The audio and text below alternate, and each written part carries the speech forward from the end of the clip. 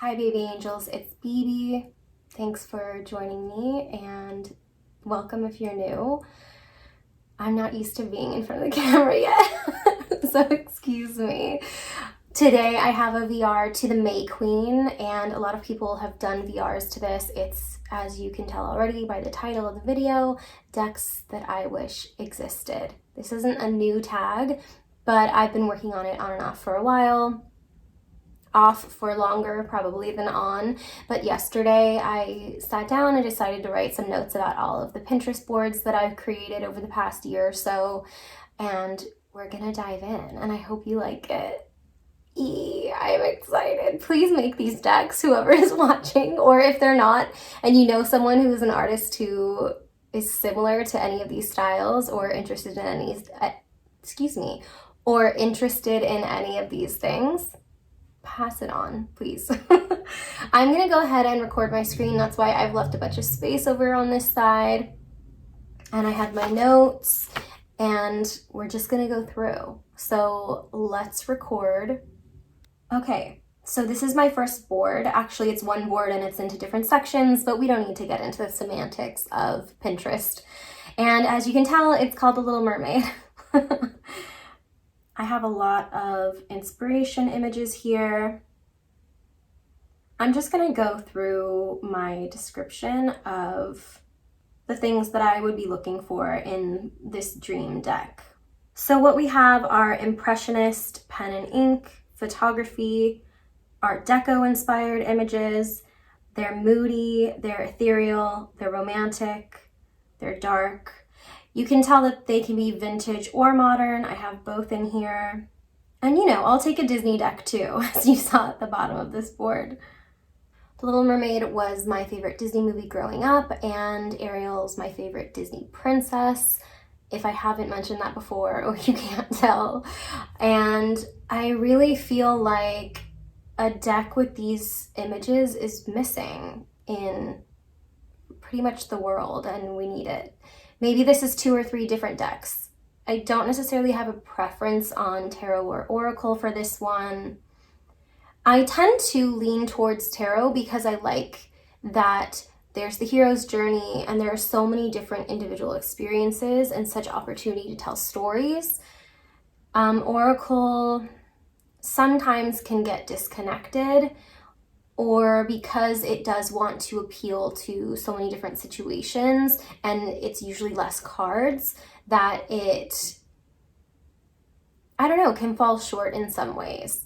It's really, I use Oracle to augment my tarot readings most of the time. Sometimes I'll use Oracle by itself, but I think this could go either way, but I think that honestly I'm always pushing for tarot. So that's my first wish on my wish list. Let's go to the second one. All right, so I'm calling this modern pulp illustration. And I guess what I should do too is disclaimer the fact that a lot of these individual wishes on my wish list, I'm holding my laptop with my elbow with my other arm, so I only did one air quote, wish list. A lot of these kind of bleed into each other and can be very similar, or you might see images that could go in more than one bucket per se. I'm aware. It just is what it is, and I have a type, and sometimes that type, even when I'm trying to differentiate, just goes all together. So if you feel like you're seeing images that could have gone in another category, I probably had the same feeling and they just ended up in whichever category that they're in. But I don't necessarily need all of these things to be different decks. I guess what they are different aspects of decks that I wish would exist. And if they were kind of crystallized in their own deck, that would be amazing. But if you combined a few and then made a tarot deck, I'd be super happy with that as well, if that makes sense. I don't know. Let's go. Okay, we'll move on. So this one I'm calling Modern Pulp Illustration, and it's also comic-y, so not just confined to the pulp tropes. or aesthetics or genres. Let's see, we have stylized, gritty, elaborate, and nostalgic are words that I would use to describe this. Seductive, mysterious, dangerous, themes of love and romance, as well as, themes of maybe anguish or crime or, pulpy things. I guess love is a pulp theme too. As you can tell, these images are super intentional in their color. Like, these are color stories that enhance the character or the plot or the mood. The color is helping tell the story. I love these. They make me so happy. Okay, next up. Limited palette erotic illustration. That's very specific. But let's scroll through. Okay, so this is pretty self-explanatory. No specific style. You've got vintage, but there doesn't really need to be a theme here. Just like limited color palette and sexy, whatever I think sexy is. And I would love to see more of these themes included into tarot or oracle decks. This would be a great oracle opportunity because I think that you don't necessarily need to eroticize the entire tarot. Sometimes it's cool, sometimes you don't need it. And especially sexualizing every experience of the tarot, I don't think is the greatest idea. I think that it's a fun thing to have a novelty deck that is sexual, like I'm thinking the Tarot Erotique. I love that deck. But visually, it's really interesting and stimulating and satisfying, but it's not me, It's not my deck. And this is something where I think that these images or anything that would be inspired by an image on this board would be really great for oracle. Okay, we're back and I put my glasses on and you can see my ring light reflection, but that's fine, right? Okay, no one cares. Okay, so the next one we have is Celestial Psychedelia. That's what I'm calling it, at least. Here are some of the images. I'm trying not to scroll over. Here we go. So I described this one as otherworldly, themes of eyes and stars, very repetitive, saturated color, a lot of red and green. I'm so into red and green right now. I don't know what's going on with me, but I love it. I'm loving every second of it. Also a lot of surreal themes and images. I do have some ethereal going in here, some like impressionist, but there's always this odd or, like I said, celestial element to it, which is why I included it in the psychedelia. It does. It looks kind of like you're on mushrooms or something. Let me know if you dig this vibe. I dig this vibe. I think that this is like very feminine and mystical and kind of witchy, but like sophisticated and stylish and so cool. Just like so bohemian and cool. My next wish, I'm calling Legendary Love. So we're basing these images off of literary romance or tragedies, aka Romeo and Juliet. It's a good base because it's so rich in story. I just watched a live stream today of Lisa Pepez and Peggy. And Peggy was talking about how she doesn't relate to Romeo and Juliet, wouldn't be interested in a deck like that. It would kind of be lost on her, doesn't really like the story or what it's about. And I totally understand that and respect it. But I think there's also maybe sometimes a disconnect between what people know about Romeo and Juliet and then what Romeo and Juliet is supposed to be communicating.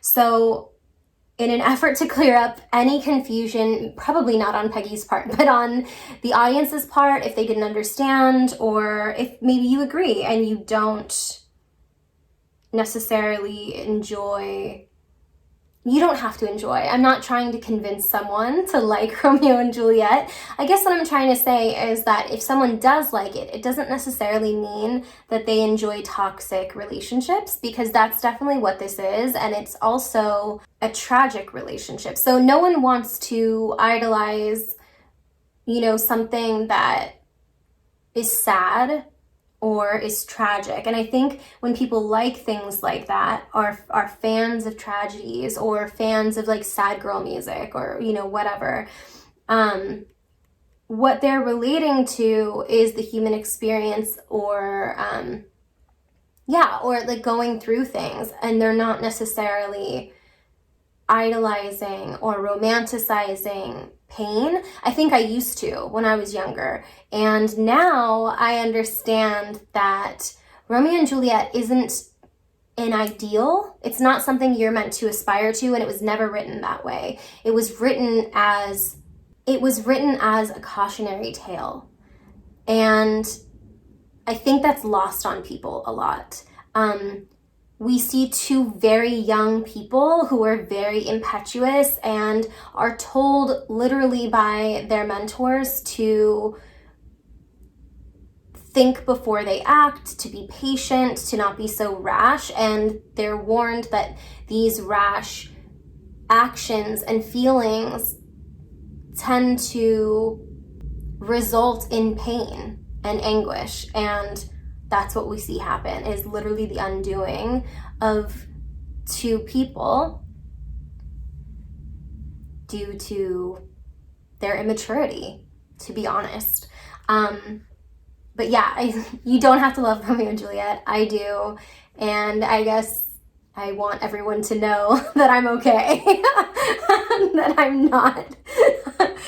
I'm not hurting. And I'm also like, not putting these themes on a pedestal for sure. Maybe talk to 17-year-old me or 25-year-old me even. Ouch. Okay, next up is Russian fairy tale. I have been infatuated with Russian folklore and folklore art, as well as Russian royalty and historical garments and jewels and culture and tradition of Russia, like pre-revolutionary Russia, like since I was a child. I don't know why. I think it's just, if you love opulence and intricacies, and you also love fairy tales and folklore and just the aesthetics, purely aesthetically, it's magical. You gotta admit, it's like so magical. Okay, so some notes I wrote for Russian fairy tales. Opulent, historic, folk, ornate, spoopy. It's a little bit spoopy. Anthropomorphic animals, a la Peter and the Wolf, as in like this guy over here, this lady. I love her on the left. Nobility versus peasants, that dichotomy of a completely different way of life. It's the way that Russian art depicts peasant life, at least in fairy tales and folklore, is just as beautiful as court life. So you have a lot of mythology, legends, and folklore going on. I also feel like you have the makings when it comes to the aristocracy and nobility of Russia historically. Like, it's just good makings for romance novels. And with this one, as well as some of the other ones I'm going to get into, it's such an opportunity for storytelling. And I'm going to talk a lot about storytelling, or at least mention it a lot in this video, because that's, I think, what I'm missing in decks right now. Not all decks, there are some amazing storytelling decks, but I want to see a world built, and I want to get to know these characters, and I want to see their lives, or at least a little snippet of their lives. and the things that happen and the people they interact with and what the consequences of their actions are, and so that it's not just an individual, unrelated image on every card and you're like, okay, this is a new person. And it could be a new person. Maybe you have a cast of characters of about 30, but I like the idea of following them through something or seeing them interact with each other. I love when decks do that. Next up is Belladonna of Sadness. And if you don't know what that is, it is a 1973 Japanese adult animated art film. It's witchy, it's satanic, it's sexual, it's psychedelic. It's like a feminist musical. I heard it was based on an old story from the medieval era about the origin of witchcraft or witches, which is wild. But it has incredible visuals all through this movie. It's not really for the faint of heart or if you're not into sensual or erotic themes. There's not a lot of images available online, but this is what I could find that I really resonated with.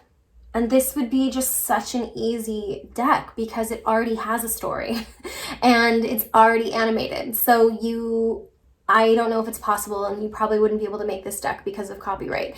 But if you could, and you were allowed, you could make an amazing story-filled experience. Let me know if you've seen this movie. It's great. Next up, I had to do Barbies. If you didn't, I'm so sorry. I had to do Barbies. And I'm not sorry because I love it. I'm a Barbie girl. I don't know about you. I played with Barbies well into my junior high years, and these images are just the start. Okay, so this is also a self-explanatory, but it has to be done well or I'll hate it. I don't want like this image here where she's looking behind her shoulder. I don't want only that. Yes, there can be an image like that. That's fine. But if the whole deck is just pictures of Barbies, it's not enough. Like, you didn't just look at your Barbies, you played with them. You told stories with them. Again, with the story thing, right? I want so much world building, just like the other decks. So much detail, so much exposition. Barbie was always doing something. Even in the ads, even in her books, like she was living her life. And I want to see Barbie living her life with her friends. I want to see cohesion and storytelling, and I want to know the characters, like I said before. An 80s and 90s visual style with updated identities and lifestyles. Like, please, I want to see non-binary Barbie. I want to see asexual Barbie. I want to see trans Barbie. I want to see all different races, skin colors, backgrounds, blended families, whatever. We're living in 2022, and I want to see that reflected in my Barbie deck. I just want it to look like the Barbie of my childhood, okay? Okay, so I also had this thought. I can't even get it out. It's so exciting. Sorry if you can't see my eyes. You don't want to see my eyes. This is a whole mess. That's why we just hide behind the glasses, okay? Okay, hear me out. Clueless. Yes, I know it's based on Emma, but Clueless told in the visual world of Barbie, okay? If we told the story, you already have a story, it's cool, and then you just put Barbie characters into Clueless, and you can base it like not in high school. I wouldn't want that. Barbie's an adult. So maybe at her work, maybe she's an interior designer, maybe she's a doctor, who knows? But Clueless or Emma, I guess I choose Clueless because it's 90s, So if we're going in like a 90s like art direction, that's just like what I'm thinking, But please, somebody do it. Please, please, please, please. Love you so much. Okay, what do we have next? Okay, Among the Fairies. And you'll say, BB, there are a ton of fairy decks. And to that, I will say, but where's mine? And if it exists, please tell me, because I want to know.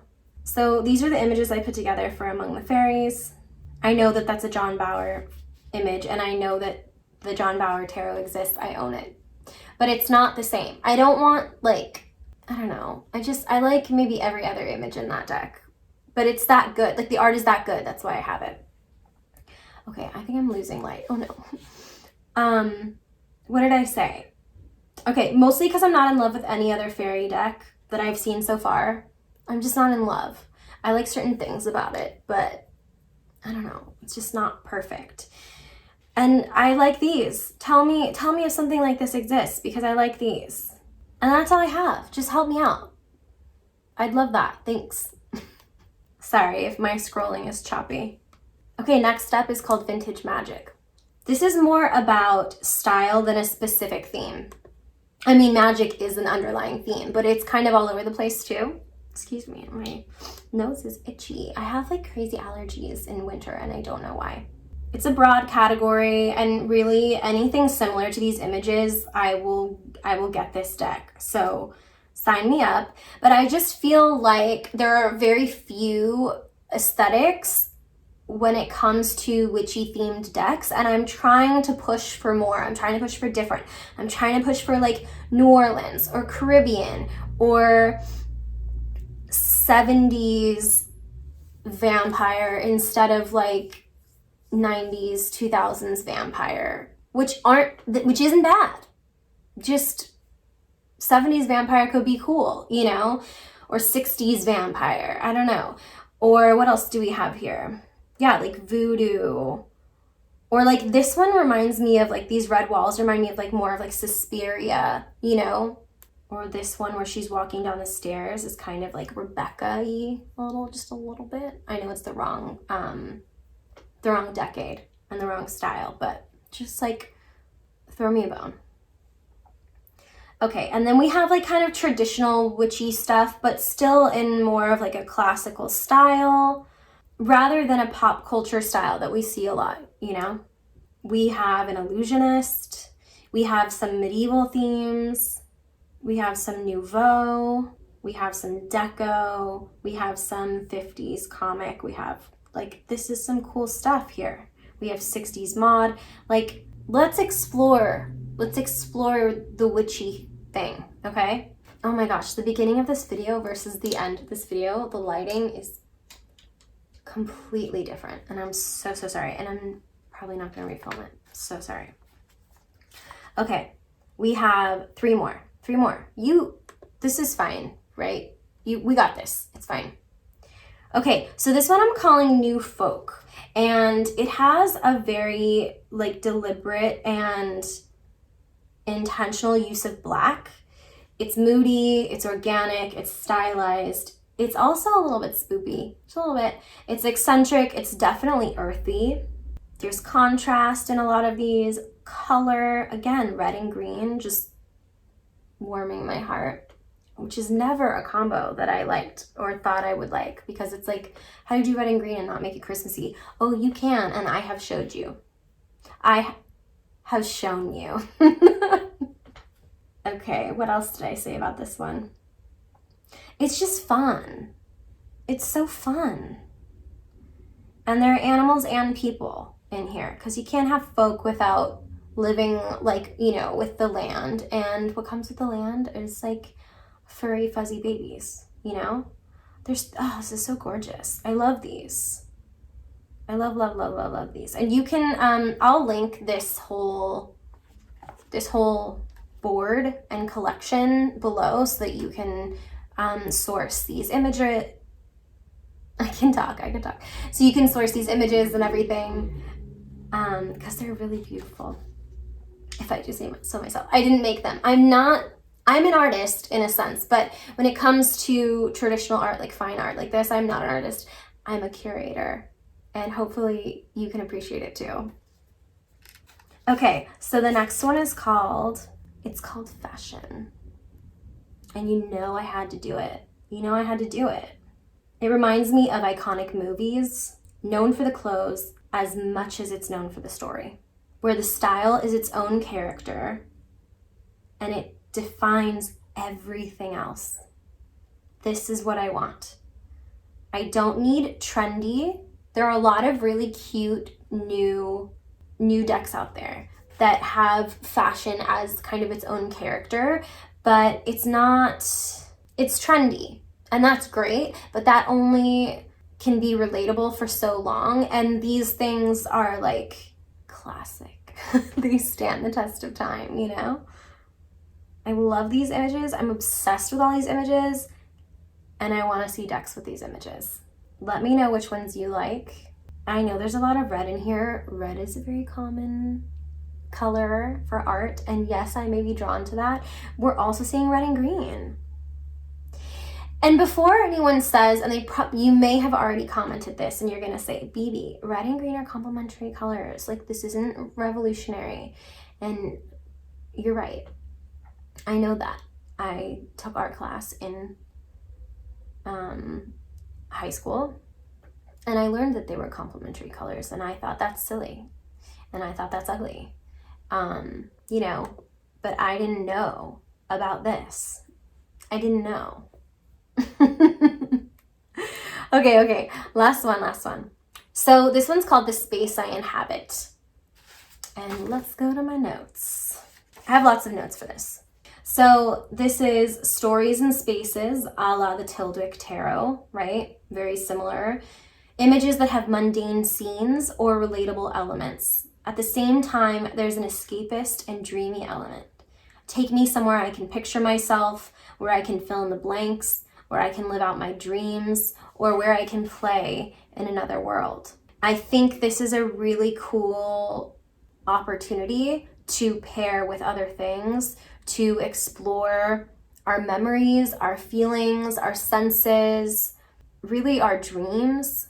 I'm so inspired by all of these images, and I would love to be able to hold them in my hands and pair them with my readings. You know, this is similar to the idea of, I just got an AI deck recently from Kickstarter called the Vibe Check deck, and it's just images like this, and it's just for reflection. It's just for you to digest and sit and think and really key into thoughts that you maybe were suppressing or you hadn't thought of before.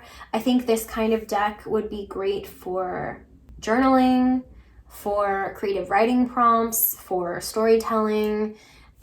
I mean, I think that's the consensus for all of us when we talk about decks that we love is, you know, is it telling our story? Is it telling a story we want to be a part of or we want to witness, you know? But I really love this one, and I really want this deck or 5 of these decks with all of these different styles in them. And that concludes my wish list for the moment, but I'm always dreaming up new decks that I wish existed. This was super fun, and I had the best time, and I'd been sitting on these ideas for so long, so I'm really excited to get them out there to you. Please let me know what you think, and if you like them, and if these aesthetics are things that you'd like to see in decks yourself. I want to thank you for being here. Thanks for being curious. Thanks for being my friend. My mom's gone, I gotta go.